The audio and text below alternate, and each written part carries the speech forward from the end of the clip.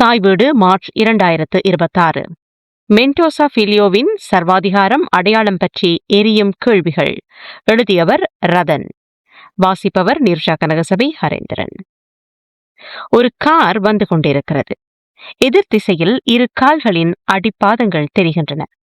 கால்களின் மேல் ஒரு தடித்த மட்டை போடப்பட்டுள்ளது. அது ஒரு இறந்தவரின் உடல். பெட்ரோல் நிலையத்தின் அருகில் இந்த உடல் தடித்த மட்டைகளால் மூடப்பட்டுள்ளது. அவ்வப்போது நாய்கள் அந்த உடலை சுற்றி வருகின்றன. காரில் வந்த பயணி பெட்ரோல் நிலைய ஊழியரை அந்த உடல் பற்றி வினவுகிறார். பெட்ரோல் நிலையத்தில் திருட முற்பட்டவரை நிலைய ஊழியர்கள் சுட்டதனால் இறந்து விட்டதாக தெரிவிக்கின்றார்.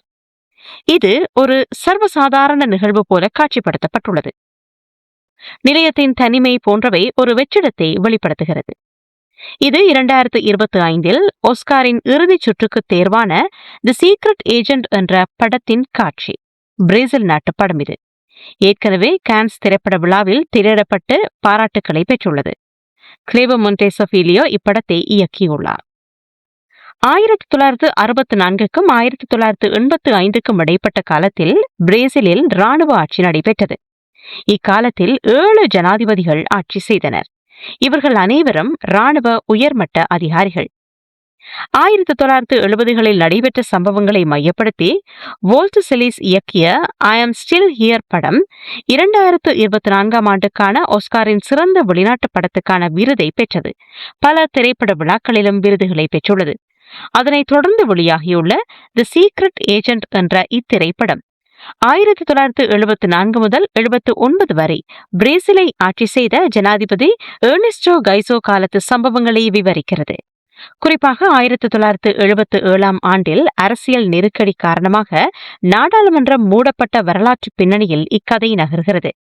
இராணுவ அதிகாரியாக இருந்து ஜனாதிபதியான எர்னெஸ்டோ கைசோலின் ஆட்சி காலம் பிரேசிலின் அரசியல் வரலாற்றில் மிக முக்கியமான மற்றும் சவாலான ஒரு காலகட்டமாக இத்திரைப்படத்தில் பதிவு செய்யப்பட்டுள்ளது.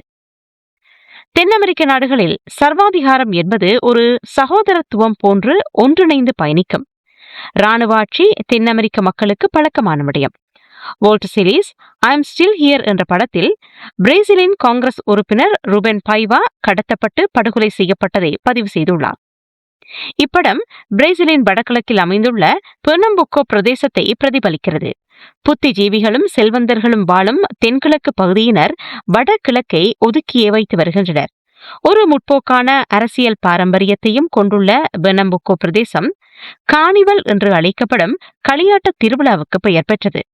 நிலமற்ற தொழிலாளர்கள் இயக்கத்தின் பிறப்பிடம் இப்பிரதேசம். தி சீக்ரெட் ஏஜென்ட் ஒரு மேஜிக்கல் யதார்த்தவாத படம். எனவே படம் பெர்னம்புக்கோவுடன் களியாட்ட விழா கலாச்சாரத்துடன் இணைந்து பயணிக்கின்றது. ஒரு கற்பனையான 1977 பிரேசிலை தற்போதைய அமைதியற்ற நிலை என்று சித்தரிக்கிறது. தி சீக்ரெட் ஏஜென்ட் இயக்குனர் சர்வாதிகாரத்தின் உள்ளுணர்வுகளை வெளிப்படுத்துகிறார். ஒரு சர்வாதிகாரம் என்பது அதன் மிக தெளிவான அரசியல் செயற்பாடுகளின் மீது மட்டும் கட்டமைக்கப்படுவதில்லை. அரசு முகவரின் உறுதியான நடவடிக்கைகளின் மீதும் சர்வாதிகார ஆட்சியில் இருந்து வெளிப்படும் சர்வாதிகாரத்தை உள்வாங்கும் உறுதியான நடவடிக்கைகளின் மீதும் கட்டமைக்கப்படுகிறது. ஆமண்டோ சொலிமோய்ஸ் பெர்னம்புக்கோ மாநிலத்தின் தலைநகரான ரெசிஃபி வருகின்றார். அவரது மனைவி இறந்துவிட்டார். அவரது மகனை மனைவியின் பெற்றோர் வளர்த்து வருகின்றனர். ஆமண்டோ சொலிமோய்ஸ் ஒரு பேராசிரியர். அவர் ரெசிபிக்கு வரும்போது நடைபெற்ற காட்சியே மேலே குறிப்பிடப்பட்டுள்ளது. இவர் ரெசிபிக்கில் டோனா செபஸ்டியானாவின் வீட்டில் ஓர் அறையில் தங்குகிறார். டோனா செபஸ்டியானா ஒரு முதிய முன்னாள் இடதுசாரி. அங்கு ஆமண்டோ சொலிமோய்ஸ் தன்னை மார்சலோ என்று அறிமுகப்படுத்துகின்றார். அங்கு அவர் பலரை சந்திக்கின்றார். அங்கோலாவில் இருந்து தங்கியுள்ள தம்பதிகள் கிளவுடியா, ஹரால்டோ என பலர். ரெசிபிக்கில் உள்ள ஒரு அடையாள அட்டைகள் விநியோகிக்கப்படும் அலுவலகத்தில் மார்சலோ வேலைக்கு இணைகிறார். அவரது முந்தைய தொடர்புகள் மூலம் மார்சலோவுக்கு இந்த வேலை கிடைக்கிறது. இங்கு இவருக்கு ஆதரவும் கிடைக்கிறது. அதே சமயம் பல நிகழ்வுகளால் எரிச்சலும் அடைகிறார். மார்சலோ அங்கு தனது மறைந்த தாயின் கோப்புகளை தேடுகிறார். கிடைக்கும் என்ற நம்பிக்கையுடன் தொடர்கிறார். இதற்கிடையில் நகரில் பிடிக்கப்பட்ட புலிச்சுறாக்குள் இருந்து ஒரு மனிதனின் கால் மீட்கப்படுகிறது. இது இராணுவ ஆட்சியின் அராஜகத்தின் வெளிப்பாடாக வெளிப்படுத்தப்படுகிறது. மார்சலோ பொறியியலில் பணிபுரியும் ஒரு கல்வியாளராக இருந்தார்.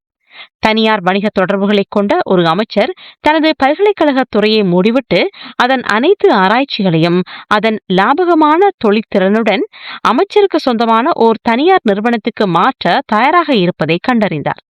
இதன் விளைவு அமைச்சர் இவரை கொள்வதற்கு இருவரை நியமிக்கின்றார். எனவே இவர் தனது மகனுடன் நாட்டை விட்டு வெளியேற வேண்டும். மாசலோ ஒரு அதிருப்தியாளரோ அல்லது இடதுசாரியோ இல்லை. இந்த சம்பவத்தினால் அதிருப்தி அடைகின்றார்.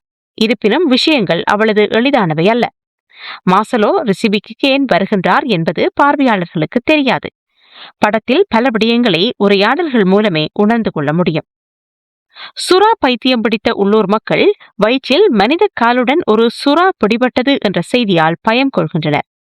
ஊடகங்கள் சுறாவுக்குள் இருந்து எடுக்கப்பட்ட கால்களை பற்றி வதந்திகளை பரப்புகின்றன. எனவே படம் அரசியல் வன்முறையை கருப்பு நகைச்சுவை மற்றும் வெகுஜன மாய தோற்றமாக மாற்றுகிறது.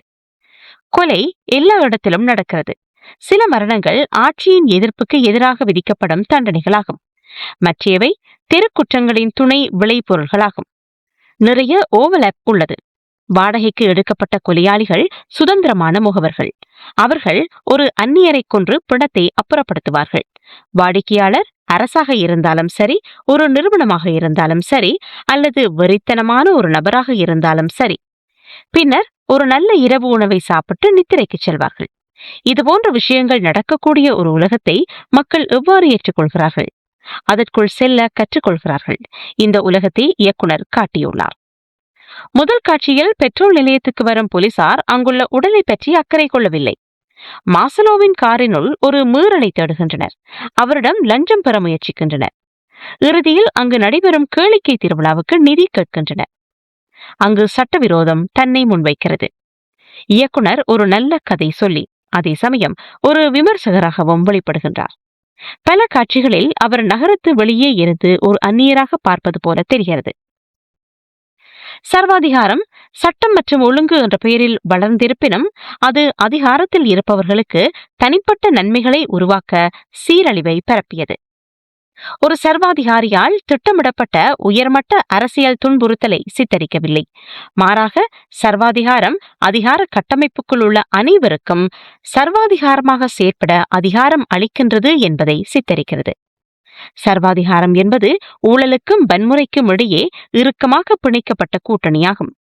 தணிக்கை மற்றும் கட்டாயப்படுத்தப்பட்ட மௌனம் எந்தவொரு அதிகார நபரும் எதையும் செய்ய அனுமதிக்கிறது. தீவிர வன்முறையை பயன்படுத்துவது ஆட்சியின் கொள்கைகளை மேம்படுத்துவதற்கு மட்டுமல்லாமல் தனிப்பட்ட லாபத்துக்காகவும் பயன்படுத்தப்படுகிறது. சர்வாதிகார திட்டங்கள் அரசுக்கும் அதன் குடிமக்களுக்கும் இடையிலான உறவை மட்டுமல்ல, ஒட்டுமொத்த சமூகத்தின் கட்டமைப்பையும் எவ்வாறு சிதைக்கின்றன என்பதை படம் காட்டுகிறது. இதனால்தான் 25 ஆண்டுகால சர்வாதிகாரத்தின் எதிரொலிகள் இன்றும் மிகவும் வலுவாக எதிரொலிக்கின்றன. படத்தில் நடித்த அனைத்து நடிகர்களும் சிறப்பாக நடித்துள்ளனர். குறிப்பாக மாசலோவாக நடித்த வேக்னமோரா மிகச் சிறப்பாக நடித்துள்ளார். ஒரு சவால் மிக்க பாத்திரம், பல்வேறு யதார்த்தங்களை வெளிப்படுத்த வேண்டிய தேவையுள்ள பாத்திரம். இயக்குனருடன் இணைந்து பயணிக்கின்றார்.